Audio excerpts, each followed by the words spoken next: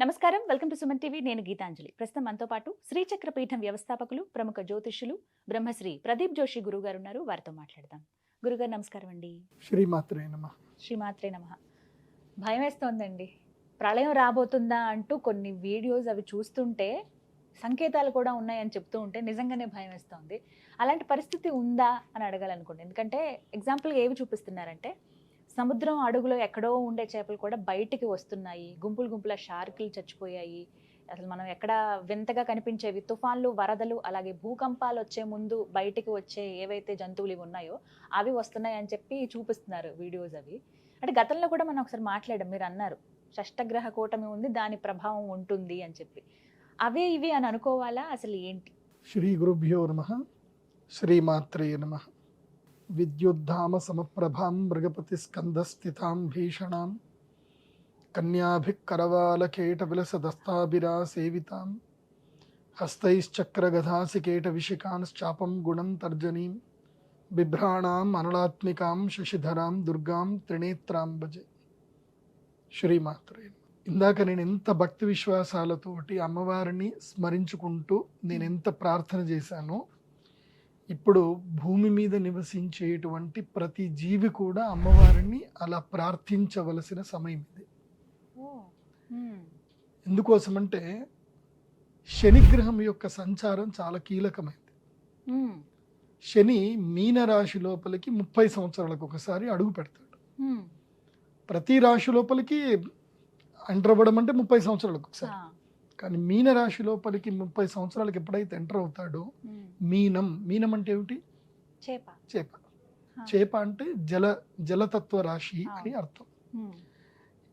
12 రాశుల్లో జలతత్వ రాశి ఒక్కటే ఒక్క రాశి మీనరాశి. కుంభరాశి కూడా జలతత్వ రాశి అంటారు. కాకపోతే పృథ్వీతత్వం కలిసి ఉంటుంది కాబట్టి అది జలతత్వ రాశి. అందుకే కుంభరాశి లోపలికి శని అడుగు పెట్టినప్పుడు ఏమైంది అని అంటే, మనం ఎన్నో విపత్తులు చూసాం. ఇప్పుడు విజయవాడ జరిగిన విపత్తు చూసాము, తర్వాత అక్కడ కేదార్నాథ్లో జరిగిన విపత్తు చూసాము, మొన్న ఈ మధ్యనే కులుమనాల్లో జరిగిన విపత్తు చూసాము, తర్వాత విదేశాల్లో జరిగిన విపత్తులు ఎన్నో చూసాము. ఎక్కడ చూసినా జల ప్రళయాలు చాలా భయంకరంగా జరిగాయి. ఇప్పటి వరకు కుంభరాశిలో 2.5 సంవత్సరాలు శనిగ్రహం ఉన్నన్ని రోజులు ఈ జల ప్రళయాలన్నీ కూడా జరిగాయి. ఇప్పుడు మీనరాశి లోపలికి శని అడుగు పెట్టాడు. ఎప్పుడైతే మీనరాశి లోపలికి శని అడుగు పెడతాడో అదే సందర్భంలో షష్టగ్రహ కూటమి ఏర్పడుతుంది. ఎప్పుడు మార్చి 29వ తారీఖు నుంచి మే 25 వరకు స్ట్రాంగ్ గా ఉంటుంది. ఇంకా మే 25 వరకు అయితే దాన్ని కప్పర యోగం అంటారు. సో ఈ కప్పర యోగం ఎప్పుడైతే వస్తుందో, ఈ యోగం వచ్చినప్పుడు ఈ 2 నెలల కాలము భూలోకంలో ఉండేటువంటి జీవులకు కష్టకాలం. అది మనుషులకైనా జంతువులకైనా కష్టకాలం. ముఖ్యంగా జలచరములకు కష్టకాలం. అంటే నీటిలో ఏవైతే ఉంటాయో, నీటిలో ఉండేటువంటి జీవరాశులన్నీ కూడా సమూలంగా అవి నాశనం అవుతూ ఉంటాయి అన్నమాట. అంటే పరివర్తనం అంటారు, ప్రకృతిలో పరివర్తనం అంటారు. కాకపోతే ఇది ప్రళయానికి సూచన. ఇది ఎలాంటి ప్రళయం వస్తుంది అని అంటే, భూమి లోపల మార్పులు ఏర్పడతాయి. మార్పులు ఏర్పడి ముఖ్యంగా భూమి అంతర్గర్భము లోపల భూకంపాలు ఏర్పడ్డము, అదేవిధంగా వాల్కెనస్ ఏవైతే ఉంటుందో అవి బయటపడ్డము, ఇవి ఒకటి జరుగుతాయి. రెండవది ఒకటి ఏంటంటే, మనం చాలా బాగా ఆలోచించాల్సిన విషయం ఏంటంటే, సింపుల్, ఇది కొంచెం సైంటిఫిక్గా మీరు అర్థం చేసుకోవాలి. ఈ భూమి పైన అంటే ఈ ఆకాశంలో అంతరిక్షంలో సంచరించేటివన్నీ కూడా గ్రావిటేషనల్ ఫోర్స్ తోటే సంచరిస్తాయి. ఇప్పుడు మనము ఈ ప్లానెటరీ పొజిషన్ చూద్దాం. మన భూమి నుంచి లెక్కేసుకుందాం. మొట్టమొదటిగా మన భూమి, తర్వాత మన భూమి తర్వాత ఉండేది చంద్రగ్రహం, ఆ తర్వాత ఉండేది బుధగ్రహము, ఆ తర్వాత ఉండేది శుక్రగ్రహము. ఈ 3 గ్రహం తర్వాత మనకి సూర్యగ్రహం వస్తాడు. సూర్యుడు దాటగానే ఉండేటువంటి గ్రహం ఏంటంటే కుజగ్రహము. కుజగ్రహం దాటిన తర్వాత ఉండే గ్రహము బృహస్పతి. బృహస్పతి తర్వాత ఉండే గ్రహము శనిగ్రహం. అంటే సూర్యుడికి అటువైపు 3 గ్రహాలు, ఇటువైపు 3 గ్రహాలు, తర్వాత మన భూమి. సో భూమి 3 గ్రహాలు, సూర్యుడు 3 గ్రహాలు. సో దీని లోపల ఈ 3 గ్రహాలు ఏవైతుందో చంద్రుడు, బుధుడు, శుక్రుడు, ఇవి శీఘ్రగతులు అని అంటారు. అంటే ఇవి ఎప్పుడు కూడా సూర్యుడితో పాటు సంచరిస్తూ ఉంటే మనకు కనబడతాయి. అంటే తొందరగా మూవ్ అవుతూ ఉంటాయి. వీటిని శీఘ్రగతులు అంటారు. తర్వాత అతి శీఘ్రము కాదు, అతి మందము కాదు, సామాన్యంగా వెళ్ళేది కుజగ్రహం. కుజగ్రహం కూడా అంతే భూమితో పాటు ఎట్లాగైతే సంచారం అవుతా ఉంటుంది. మందగతులు ఏమిటంటే గనక గురుగ్రహము, శనిగ్రహం మందగతులు. దీంట్లో ఎక్కువగా గ్రావిటేషనల్ ఫోర్స్ ఉన్నది దేనికి అని అంటే గురుగ్రహానికి ఎక్కువగా గ్రావిటేషనల్ ఫోర్స్ ఉంటుంది. సో గురుగ్రహము మన భూమిలాగా అది డెన్సిటీ ఉండదు. శుక్రగ్రహము, గురుగ్రహం ఈ రెండిటికి డెన్సిటీ ఉండదు. ఇవన్నీ లైక్ ఒక వాయుగోళం లాగానే ఉంటుంది, కాకపోతే మనం చూడడానికి గుండ్రంగా కనిపిస్తాయి. కాకపోతే అక్కడ భూమి, పృథ్వీ తత్వం అక్కడ ఉండదు. కాకపోతే వాటికి గ్రావిటేషనల్ ఫోర్స్ ఎక్కువగా ఉంటుంది. దాని లోపల అన్ని కూడా చిన్న చిన్న రాళ్ళన్నీ కూడా తిరుగుతూ ఉంటాయి. ఇది మనందరికీ సైంటిఫిక్గా తెలిసిన విషయం. ఈ భూమికి తర్వాత కుజగ్రహానికి మధ్యలో కేతు గణాలు అని ఉంటాయి. అంటే ఇవన్నీ కూడా భూమి అంతే సైజు ఉన్నటువంటి, ఇంకా భూమి కన్నా పెద్ద సైజు కానీ, చంద్రుడంత సైజు కానీ పెద్ద పెద్ద రాళ్ళు ఇవన్నీ కూడా ఏంటంటే తిరుగుతూ ఉంటాయి. ఏవి? కుజగ్రహానికి తర్వాత గురుగ్రహానికి మధ్యలో తిరుగుతూ ఉంటాయి.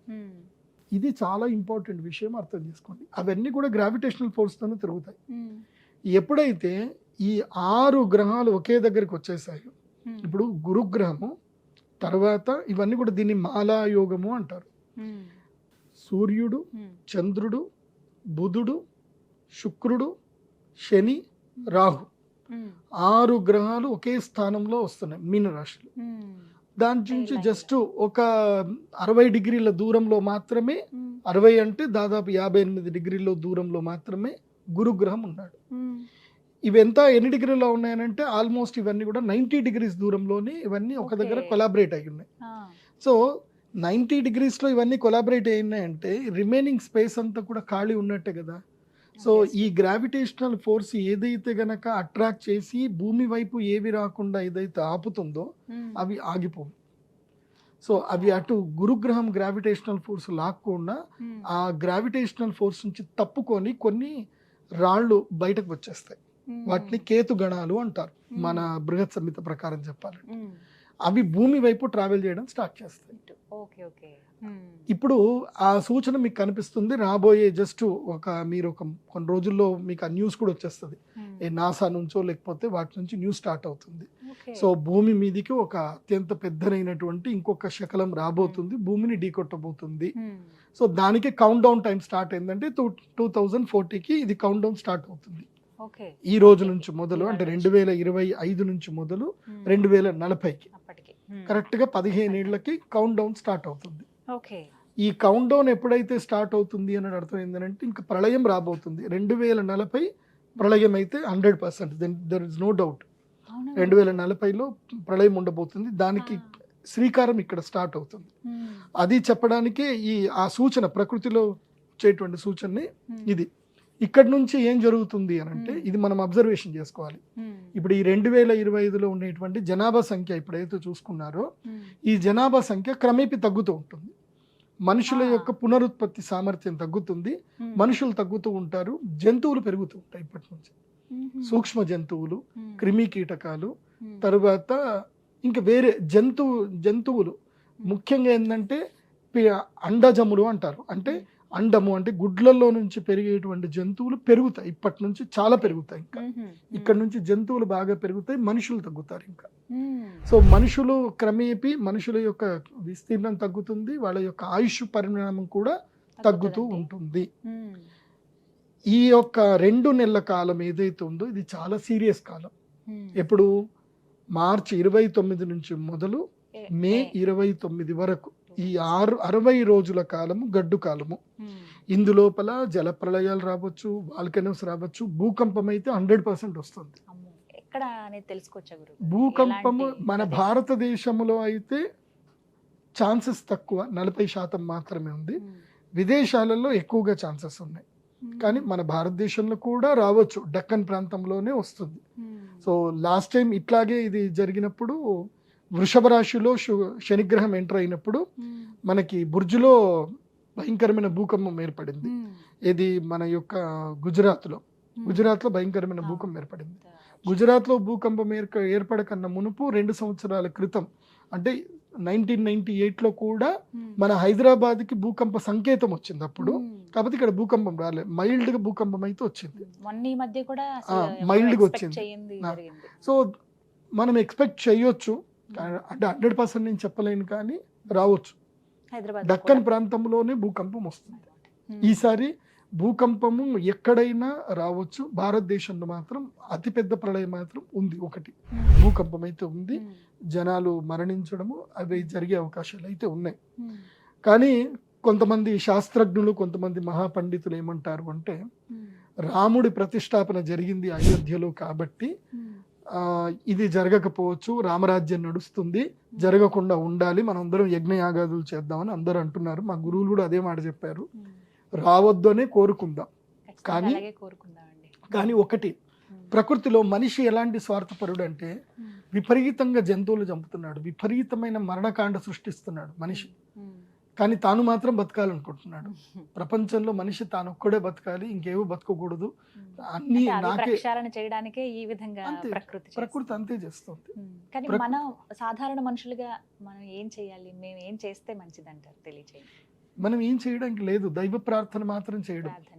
ఎంతవరకు నీ యొక్క పుణ్యఫలం ఉందో అంతవరకు నువ్వు దాంట్లో సేవ్ అవుతావు. నీ పుణ్యఫలం లేదంటే మాత్రం సేవ్ అవ్వవు. సో మన పాపము పండింది అని అంటే ఆ రోజు మనము అదే టైంకి అక్కడనే ఉంటామేమో తెలియదు. మన మన పుణ్యం ఉంది, ఆ టైంకి అక్కడ జరిగేది మనం వెళ్లకుండా ఆగిపోతాం. సో అవి జరుగుతాయి. కాకపోతే ప్రస్తుతం అయితే ఈ 60 రోజులు మాత్రం గడ్డు కాలము. ప్లస్ ఇంకోటి ఏంటంటే స్టాక్ మార్కెట్ కూడా విపరీతంగా కుదేలైపోతుంది. నేను ఆల్రెడీ మనం లాస్ట్ టైం డిస్కస్ చేసాం, జనవరిలో మనం డిస్కస్ చేసినప్పుడే నేను చెప్పాను, షష్టగ్రహ కూటమి వస్తుంది అని అంటే ట్రంప్ యొక్క నిర్ణయాలు దారుణంగా ఉంటాయి. దానివల్ల భారతదేశం యొక్క ఆర్థిక పరిస్థితి పూర్తిగా దిగజారుతుంది. ఇప్పుడు ఇంకా ఉండబోతుంది. ఏదైనా సరే మే 30వ తారీఖు వరకు స్టాక్ మార్కెట్ జోలికి వెళ్ళకండి. మే 30 వరకు, ముఖ్యంగా ఏప్రిల్ 29వ తారీఖు వరకు స్టాక్ మార్కెట్ జోలికి వెళ్ళకండి. ఏప్రిల్ 29 తారీఖు తర్వాత అప్పుడు దాదాపుగా స్టాక్స్ అన్ని పడిపోయి ఉంటాయి, అప్పుడు ఎంటర్ అవ్వండి. స్టాక్ బై చేసుకోవడం, చాలా కంపెనీ యొక్క స్టాక్స్ పడిపోయి ఉంటాయి కాబట్టి May first week is right time to enter in the stock market. But May 25 తర్వాతనే బెస్ట్ అని కూడా చెప్తాను. అంటే ఎక్స్పీరియన్స్ ఉన్నటువంటి వాళ్ళు మే ఫస్ట్ వీక్లో ఎంటర్ అవ్వచ్చు మళ్ళీ స్టాక్లోకి. మే 30th తర్వాత మాత్రమే మళ్ళీ స్టాక్ మార్కెట్ లోకి ఎంటర్ అవ్వండి. ఎస్, ఇంకోటి ఏంటంటే హడావిడిగా నేను అందరికీ చెప్పేది ఏంటంటే, హడావిడిగా ఇప్పుడు కింద మీద పడి బంగారాలు కొనేయకండి. పెళ్లి ముహూర్తాలు ఉన్నాయి కదా, పెళ్లిళ్ళు ఉన్నాయి కదా అని బంగారం కొనకండి. కొంచెం ఆగండి, ఇంకా బంగారం ధర తగ్గుతుంది. 82,000 వరకు వస్తుంది బంగారం. ఓపిక పట్టండి, ఇప్పుడు తొందర పడకండి. మే 30వ తారీఖు వరకు బంగారము అందరినీ సతాయిస్తుంది, ఏడిపిస్తుంది, పైకి వెళ్తుంది. మే 30 తర్వాత నేను చెప్పా కదా, మోదీ గారు ఒక పాచికేస్తారు అని. మోదీ గారు వేసే పాచికకి సడన్ గా అన్ని దెబ్బతింటాయి. అప్పుడు డాలర్ రేటు తగ్గుతుంది, మళ్ళీ బంగారం రేటు పడిపోతుంది. అవుతుంది. అది కూడా ఎప్పుడు అంటే మళ్ళీ ఎప్పటికీ అంటే కరెక్ట్గా మనం శ్రావణ మాసం వచ్చే టైంకి, అంటే మనకి జూన్ జూలై బంగారం కొనుక్కోవడానికి రైట్ టైం. ఇంకా ఆగస్ట్ వచ్చిందంటే మళ్ళీ బంగారం మళ్ళీ ఒక్కసారి పెరిగిపోతుంది. కాబట్టి జూన్ జూలైకి డబ్బులు రెడీ చేసి పెట్టుకోండి. బంగారం ధర 85,000కి 84,000 వరకు వస్తుంది. నా లెక్క ప్రకారం 82 కూడా రావచ్చు, కానీ 84 అయితే తగ్గదు, చూద్దాం. 85 వచ్చిందంటే మాత్రం కొనేసుకోండి, ధన కొనేసుకోండి. ఎంత మీ యొక్క ఐటీఆర్ వాల్యూ ఎంత ఉందో అంత కొనుక్కోండి, బంగారం కొనేసుకోండి. తర్వాత ఇంకా బంగారం ర్యాలీ స్టార్ట్ అవుతుంది, ఇంకా తగ్గేదే లేదు. ఇంకా బంగారం ఇంకా వెళ్ళిపోతుంది, ఇంకా కిందికి రాదు ఇంకా. కాబట్టి ఈ సంవత్సరంలో బంగారం కొనడానికి అనుకూలమైన సమయం ఆషాఢ మాసమే. ఆషాఢంలో చీరలు కొనకండి, బంగారం కొనండి, రెడీ చేసి పెట్టుకోండి ఈ సంవత్సరం అయితే కనుక. సో ఈ ప్రళయం నుంచి తప్పించుకోవాలంటే ఒకటే మార్గం. నేను ఇది నా స్వార్థం కోసం చెప్పట్లేదు. ఎందుకోసం అంటే నేను ఎప్పుడు కూడా చెప్తాను, నేను ఏదైనా ఒక యజ్ఞము యాగం చేశాను అంటే అది దేవాలయ నిర్మాణం కోసం, ఒక మంచి కోసమే. నా వ్యక్తిగత జీవితం కోసం అయితే నేను ఆ లత్త ముట్టను. దాన్ని లత్త అంటారు. అంటే మనుషుల యొక్క కర్మఫలాన్ని ఏమంటారు? లత్త అంటారు. ఆ లత్తని ముట్టకూడదు. ముడితే అది అంటుకుంటుంది, ఏడిపిస్తుంది. మనం కొంతమంది జనాలను చూస్తూ ఉంటాం కదా, అయ్యో పాపం వాళ్ళ పరిస్థితి ఏంది ఇట్లుంది అని అనుకుంటాం కదా, దాన్నే లత్త అంటారు. సో వాళ్ళ జీవితంలో వాళ్ళు ఎటు వెళ్ళలేరు, అంతే అట్లాగ ఉండిపోతారు. వాళ్ళు అత్త పెట్టుకోవద్దు ఎప్పుడైతే. నేనేం చెప్తాను అంటే మీ యొక్క కర్మ ఫలాల్ని యజ్ఞయాగాదులకు నిర్వహణ చేసుకోండి, చేస్తే మంచి జరుగుతుంది. లాస్ట్ టైం ఇదే సుమన్ టీవీలో షష్టగ్రహ కూటమి ఏర్పడింది. ఎప్పుడు 2019లో కోవిడ్కి ముందు. అవునండి. ఏదైతే కనుక నేను డిసెంబర్లో షష్టగ్రహ కూటమి ఏర్పడినప్పుడు నేను చెప్పాను, చాలా మంది వచ్చి యాగం చేసుకున్నారు. నా దగ్గర యాగం చేసుకున్న ప్రతి ఒక్కరు కూడా సేఫ్ జోన్లో ఉన్నారు. ఎవరికి కోవిడ్ రాలేదు, ఎవరి ఇంట్లో మరణాలు జరగలేదు. Every one is safe zone 100%. దాంట్లో డౌటే లేదు. నా దగ్గర డేటా కూడా ఉంది. అందరు చెప్పారు, గురూజీ మాకు కరోనా అసలు ఎఫెక్ట్ రాలేదు, మాకు మీ దగ్గర యాగం చేసుకున్నాం, కరోనా ఎఫెక్ట్ రాలేదు. ఇప్పుడు కరెక్ట్గా 5 ఏళ్ళు మళ్ళీ 2025 మళ్ళీ షష్టగ్రహ కూటమి వచ్చింది. ఇప్పుడు ఈ షష్టగ్రహ కూటమిలో అందరికీ నేను చెప్పేది ఏంటంటే యాగం చేసుకోండి. యాగం చేసుకొని ఇంట్లో యంత్రం పెట్టుకోండి. యంత్రం లేకపోయినా కనీసం ఈ మాల, ఇది ప్రత్యేకమైనటువంటి కృష్ణ స్ఫటిక మాల. ఈ మాల కానీ లేదంటే కుజగ్రహ మాల కానీ ఏదైనా ఒక మాల తప్పకుండా మాలను ధరించండి. ఈ మాల మెడలో వేసుకుంటే ఏ నెగిటివ్ మీ దగ్గర దాకా రాదు. ఎందుకోసం అంటే ఇది భూగర్భంలో నుంచి తీసినటువంటి అద్భుతమైన శిల ఇది. సో దీని ఏంటంటే జస్ట్ ఒకదాని ఇట్లా మెల్లిగా రబ్ చేసి మనం స్మెల్ చూస్తే మనకి బొగ్గు వాసన, కాలిన వాసన వస్తుంది. ఇది చాలా ప్రత్యేకమైన రత్నం. ఇది ఎవరి దగ్గర దొరకదు. ఇది కృష్ణ స్ఫటికమాల. నేను ప్రత్యేకంగా తిరిగి చేసి కొంతమంది పాత ఇది రావణ సంహిత లాంటి పుస్తకాలు చదివి ఇది ఎక్కడుందో ఆర్డర్ చేయించి వెతికిచ్చి మరి నేను ఇంపోర్ట్ చేయించుకున్నది. ఎవరి దగ్గర దొరకదు. ఇది మీరు భారతదేశంలో ఎక్కడ వెళ్ళండి దొరకదు. కృష్ణ స్ఫటికమాల ఎవరి దగ్గర దొరకదు. ఈ కృష్ణ స్ఫటికమాల అందరికి ఇస్తాను. ఇది గ్రహణం రోజు మాత్రం ఇస్తాను. ఆ గ్రహణం రోజు అందరూ కృష్ణ స్ఫటికమాల ధరించండి. ఆ జగదంబ అనుగ్రహంతో మీకు ఎవరికి ఏ అరిష్టం కూడా జరగదు. కాకపోతే జాగ్రత్త పడాల్సింది ఎవరెవరు చెప్తాను వినండి. ముఖ్యంగా వరి నాటు చేసేటువంటి రైతులు, తర్వాత మామిడి పండ్ల రైతులు, మామిడి ఎవరైతే పండిస్తున్నారో ఆ రైతులు చాలా జాగ్రత్తగా ఉండాలి. తప్పకుండా మొత్తం రాలిపోతాయి కంప్లీట్గా. మామిడికాయలన్నీ రాలిపోతాయి, పూత పోతుంది. చాలా ఇప్పుడు ఎలా వస్తుందంటే ఈదురు గాలులతోటి వర్షాలు వడగళ్ళ వాళ్ళని పడతాయి. ఇప్పుడు సడన్ గా పడతాయి. సో మామిడి నష్టపోతారు, సడన్ గా వరి పైర్లు కూడా నష్టపోతారు. ఈదురుగాళ్ళు భయంకరంగా వస్తాయి. తర్వాత వేడి విపరీతంగా అవుతుంది. నేను మీకు చెప్పేది ఏంటంటే ఈ షష్టగ్రహ కూటమి అయిన తర్వాత 2 నెలలు 3 నెలల కాలం ఎవరైనా సరే పేదవాళ్ళు రేకుల ఇళ్లల్లో ఉంటే ఇల్లు ఖాళీ చేసేసేయండి, వేరే ఇళ్లలోకి వెళ్ళండి. లేదంటే ఇంటి మీద గడ్డి అయినా వేసుకోండి. ఎందుకోసం అంటే ఈసారి ఎండ తీవ్రతకు చనిపోయిన వాళ్ళు ఎక్కువ ఉంటారు. ఈసారి ఎండ తీవ్రత చాలా ఎక్కువగా ఉంటుంది. ఈసారి మాత్రం చాలా జాగ్రత్తగా ఉండండి. తర్వాత స్కిన్ ఎలర్జీస్ ఎక్కువగా వస్తాయి, రోగాలు ఎక్కువగా వస్తాయి, డీహైడ్రేషన్స్ ప్రాబ్లమ్స్ ఎక్కువగా వస్తాయి. అండ్ పుట్టిన శిశువులు ఎక్కువగా చనిపోతారు. ఇప్పుడు ఇది అంతే ఆ కాలం. ఆ కాల పరిస్థితి ఏంటంటే షష్టగ్రహ కూటమి వల్లనే బాలగ్రహ అరిష్టాలు ఉంటాయి. 3 ఏళ్ల వయసు లోపల ఉన్న పిల్లలు ఎక్కువగా మరణిస్తారు. ఇప్పుడు అది కౌంట్ డౌన్ పెరుగుతుంది. మీకు న్యూస్లో కూడా వస్తాయి, కూడా చూడండి. ఈ షష్టగ్రహ కూటమి ప్రభావము ఆషాఢ మాసము వర్షం పడేంత వరకు ఉంటుంది. ఆషాఢ పౌర్ణమి అంటే గురు పౌర్ణమి వరకు వర్షం పడేంత వరకు, అంటే తొలకరి చెనుకలు పెద్ద ఏకాదశి వరకు దీని యొక్క ప్రభావం ఉంటుంది. కాబట్టి అందరూ జాగ్రత్త పడండి. ఆహార విషయంలో చాలా అప్రమత్తంగా ఉండండి. అండ్ రిప్రొడక్షన్ రేట్ కూడా పడిపోతుంది, పిల్లలు పుట్టరు. నేను ఆల్రెడీ లాస్ట్ టైం ఎప్పుడో చెప్పాను, షష్టగ్రహ కూటమి రాబోతుంది. షష్టగ్రహ కూటమి నుంచి షష్టగ్రహ కూటమి వరకు ఆ మధ్య పంచగ్రహ కూటమి ఏర్పడింది. పోయిన మేలలో పంచగ్రహ కూటమి ఏర్పడింది, తర్వాత షష్టగ్రహ కూటమి ఏర్పడింది. నేనే చెప్పాను ఇది సంధికాలము. ఈ సంధికాలంలో జలప్రళయాలు జరుగుతాయి, మనుషులు పుట్టుక తగ్గిపోతుందని చెప్పాను. నేను చెప్పినట్టుగా జరిగింది. జలప్రళయాలు జరిగాయి. ఇప్పుడు తమిళనాడు సీఎం కూడా చెప్తున్నాడు, ఎంతమంది తొందరగా పిల్లల్ని కనండి, ఎక్కువ మంది పిల్లల్ని కనండి, అందరు కొత్త దంపతులు పిల్లల్ని కనండి చెప్తున్నారు. ఎందుకోసం అంటే ముసలోళ్ళు పెరిగిపోతున్నారు, వయసు వాళ్ళు ముసలోళ్ళు అయిపోతున్నారు. వయసులో ఉన్న పిల్లల్ని కనట్లే, వృద్ధి తగ్గిపోతుంది. వాళ్ళు ఇష్టపూర్వకం కనట్లేదు కాదు. ఏం జరుగుతుంది అని అంటే రిప్రొడక్షన్ వాల్యూస్ పడిపోతున్నాయి, మనిషి యొక్క శరీరాలు పడిపోతున్నాయి. సో ఇది కొంచెం గడ్డు కాలం. ఈ 60 నెలల కాలము చాలా గడ్డు కాలము. కాబట్టి ఎవరైనా మీ మ్యూచువల్ ఫండ్స్లో డబ్బులున్నా, స్టాక్ మార్కెట్లో డబ్బులున్నా ఎగ్జిట్ అయిపోండి. కొంతలైనా సరే ఎగ్జిట్ అయిపోండి. నేను కూడా ఎగ్జిట్ అయిపోతున్నా. ఓకే. నాది కూడా మ్యూచువల్ ఫండ్స్లో ఒక 3 లక్షలు 4 లక్షలు ఏమో ఉంటాయి. నేను కూడా ఎగ్జిట్ అయిపోయా. నాకు తెలుసు కాబట్టి ఎగ్జిట్ అయిపోయా. కాబట్టి తొందరగా ఎగ్జిట్ అవ్వండి. ఎవరన్నా ఇంకా లేదండి మేము డబ్బులు ఎక్కడ పెట్టుకోవాలి అంటే దేంట్లో పెట్టడానికి లేదు, బ్యాంకింగ్ స్టాక్స్లో మాత్రం పెట్టుకోవచ్చు, లేదా గోల్డ్ స్టాక్స్లో పెట్టుకోండి. కానీ గోల్డ్ స్టాక్ కూడా తగ్గిపోతుంది కానీ మళ్ళీ పెరుగుతుంది, జాగ్రత్త. ఇంకోటి ఏంటంటే ఈ సంవత్సరానికి ఏంటంటే రైతులు కూడా చాలా జాగ్రత్తగా ఉండాలి. రైతులు ఎక్కువ శాతము కూరగాయలు పండించడానికే కాన్సన్ట్రేషన్ చేయండి. కూరగాయలు పండించడం వల్ల ఏంటంటే ఎవరైతే రైతులు కూరగాయలు పండిస్తారో వాళ్ళకి ఈ సంవత్సరం లాభం. ముఖ్యంగా తెల్ల ఉల్లిపాయ ఎవరైతే పండిస్తారో వాళ్ళకి లాభం ఉంటుంది.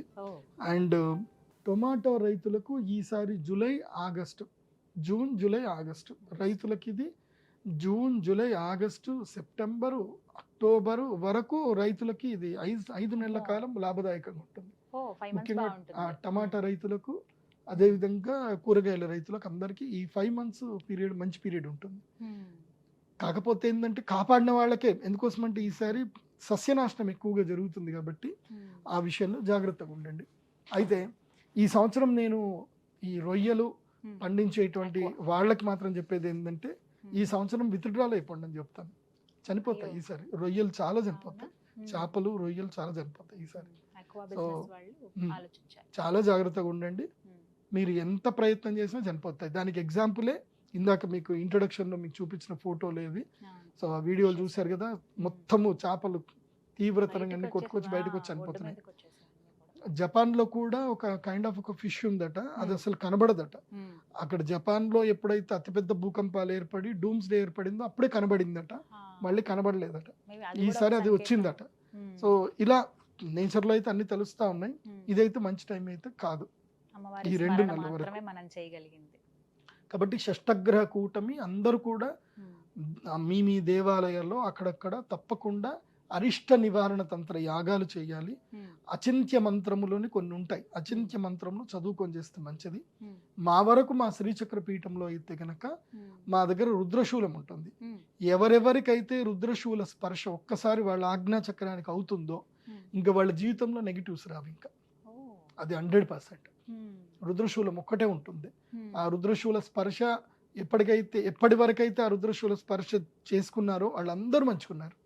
సో మళ్ళీ ఆ రుద్రశూలం కేవలం నేను గ్రహణం అప్పుడే తీస్తాను, మళ్ళీ అక్షయ తృతీయ లేదంటే మన యొక్క ధనత్రయోదశి అప్పుడు తీస్తాను. కాబట్టి రుద్రశూలం ఆ రోజు తీస్తాను కాబట్టి రుద్రశూల స్పర్శకు అందరు రండి. కానీ రుద్రశూల స్నానం మాత్రం కేవలం గ్రహణం అప్పుడే ఇస్తాను. రుద్రశూల స్నానం ప్రతిరోజు ప్రతిసారి ఉండదు, కేవలం గ్రహణం అప్పుడు మాత్రమే రుద్రశూల స్నానం ఉంటుంది. కాబట్టి అందరూ కూడా మా శ్రీచక్ర పీఠానికి రండి, రుద్రశూల స్నానం చేయండి, రుద్రశూల స్పర్శ అందరికీ అదైతే ఫ్రీగా ఉంటుంది. యాగం చేసుకోవాలంటే హ్యాపీగా అందరు చేసుకోవచ్చు. ధైర్యంగా ఉంటాం మీ మాట నమ్మి, కానీ జరిగేది జరుగుతుంది అని ఎదుర్కొనే శక్తి కూడా ఇవ్వమని అమ్మవారినే కోరుకోవాలి. అంతే. చాలా సంతోషం గురుగారు. నమస్కారం. శ్రీమాత్రే.